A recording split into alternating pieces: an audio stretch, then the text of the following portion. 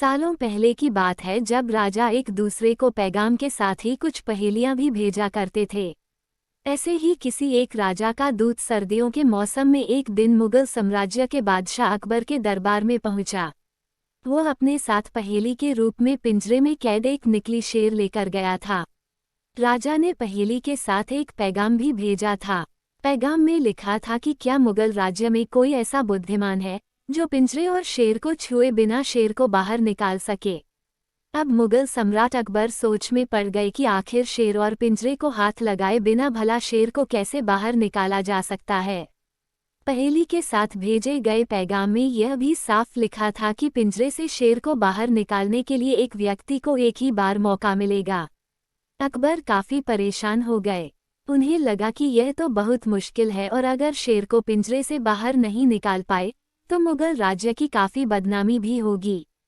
ये सब सोचते सोचते उन्होंने दरबार में मौजूद सभी की तरफ देखते हुए पूछा, है कोई जो इस पहेली को सुलझा सके? लेकिन हर कोई इसी सोच में डूबा था कि आखिर यह संभव कैसे हो सकता।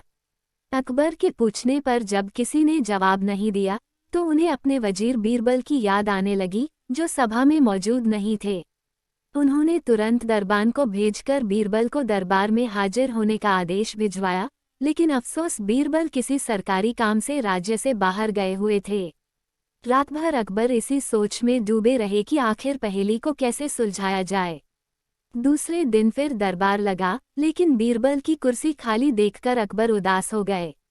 बादशाह ने एक बार फिर दरबारियों से पूछा, क्या किसी के पास इस शेर को पिंजरे से बाहर निकालने की कोई तरकीब है? इतने में एक दरबान अकबर के सामने आया और उसने शेर को पिंजरे से निकालने की कोशिश की, लेकिन वो नाकामयाब रहा।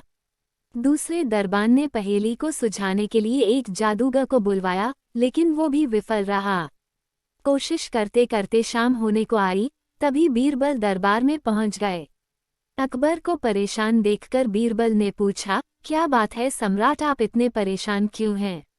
बादशाह ने तुरंत शेर से जुड़ी पहेली के बारे में बीरबल को सब कुछ बताया। अकबर ने बीरबल से पूछा, क्या तुम इस शेर को पिंजरे से बाहर निकाल सकते हो?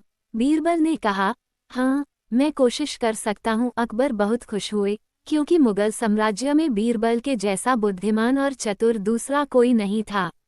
शेर को पिंजरे से बाहर निकालने के लिए बीरबल ने अकबर से कहा कि उन्हें 2 सुलगती हुई लोहे की छड़ व सरिये की आवश्यकता है। शहंशाह ने तुरंत इसकी व्यवस्था करने को कहा।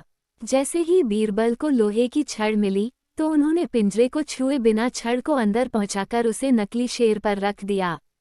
शेर लोहे की गर्म छड़ के स्पर्श में आते ही पिघलने लग गया, क्योंकि वो मोम का शेर था। देखते ही देखते पूरा शेर मोम के रूप में पिंजरे से बाहर निकल गया। बीरबल की इस अक्लमंदी पर अकबर बहुत प्रसन्न हुए। उन्होंने बीरबल से पूछा, अरे आखिर तुम्हें पता कैसे चला कि यह पिंजरे के अंदर मोम का शेर कैद है? बीरबल ने बड़ी ही नम्रता से जवाब दिया, हजूर, बस शेर को गौर से देखने की जरूरत थी। मैंने जब पहेली के बारे में जानने के बाद उसे गौर से देखा तो लगा कि यह मोम का शेर हो सकता है। साथ ही राजा ने यह भी नहीं बताया था कि शेर को कैसे बाहर निकालना है, तो मैंने उसे पिघलाकर बाहर निकाल दिया। इधर दरबार में बीरबल की जय जयकार होने लगी।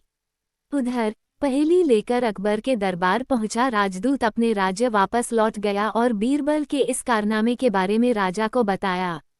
कहा जाता है कि उस दिन के बाद से राजा ने ऐसी पहेली भेजना छोड़ दिया था। इस कहानी से हमें यह सीख मिलती है कि अक्लमंदी से सब कुछ संभव है। हर जगह बल नहीं, बल्कि बुद्धि का प्रयोग किया जाना चाहिए। दिमाग से हर समस्या का समाधान हो सकता है। तो दोस्तों, कैसी लगी मेरी आज की कहानी? तो एक लाइक करना तो बनता है ना, तो वीडियो को लाइक करके चैनल को सब्सक्राइब कर लीजिए और घंटी को दबाकर ऑल पर सेट कर लीजिए, ताकि आने वाली हर वीडियो आपको तुरंत मिले। और मैं मिलती हूँ आपसे अगली वीडियो में, तब तक के लिए बाय बाय, जय श्री राम।